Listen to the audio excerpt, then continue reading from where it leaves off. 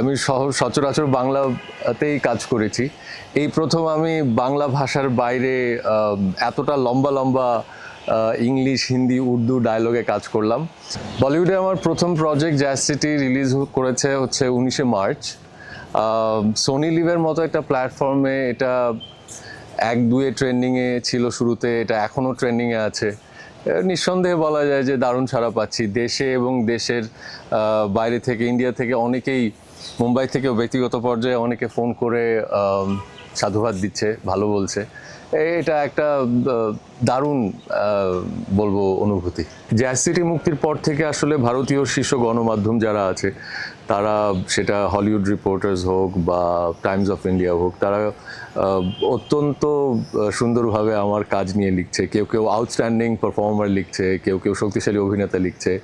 এটা নিঃসন্দেহে একটা শিল্পীর জন্য অনেক বড় পাওয়া, এবং আমার জন্য তো নিঃসন্দেহে একটা দারুণ অনুভূতি এই মুহূর্তে। আসলে জ্যাজ সিটিতে যুক্ত হওয়ার গল্পটা খুব ইন্টারেস্টিং। আজকে থেকে প্রায় 2-3 বছর আগে আমাকে মুম্বাই থেকে একটা casting agency, top notch casting agency থেকে মেসেজ আসে আমার কাছে।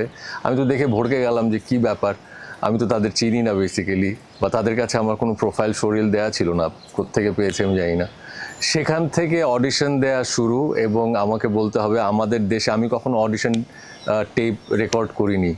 সো আমার মনে হলো যে আমি কার কাছে যাব। পরে আমাদের যে অনেক সিনিয়র ডিওপি আছে, সিনেমাটোগ্রাফার রাশেদ জামান, আমি রাশেদ ভাইয়ের কাছে যাই এবং বলি যে আমাকে একটু রেকর্ড করে দেন।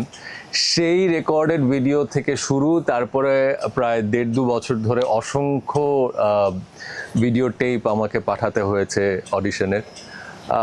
ফাইনালি গিয়ে তো জিমি রয়ে আমাকে কাস্ট করা হলো। জ্যাজ সিটিতে আসলে আমি প্রথমবারের মতো, আমি সচরাচর বাংলাতেই কাজ করেছি। এই প্রথম আমি বাংলা ভাষার বাইরে এতটা লম্বা লম্বা ইংলিশ, হিন্দি, উর্দু ডায়লগে কাজ করলাম। অনেকেরই একটা ধারণা এরকম একটা জন্মেছে, যারা জানেন না যে আমি হয়তো আগেও অন্য ভাষার মাধ্যমে কাজ করেছি, কিন্তু কথাটা একদমই ঠিক নয়।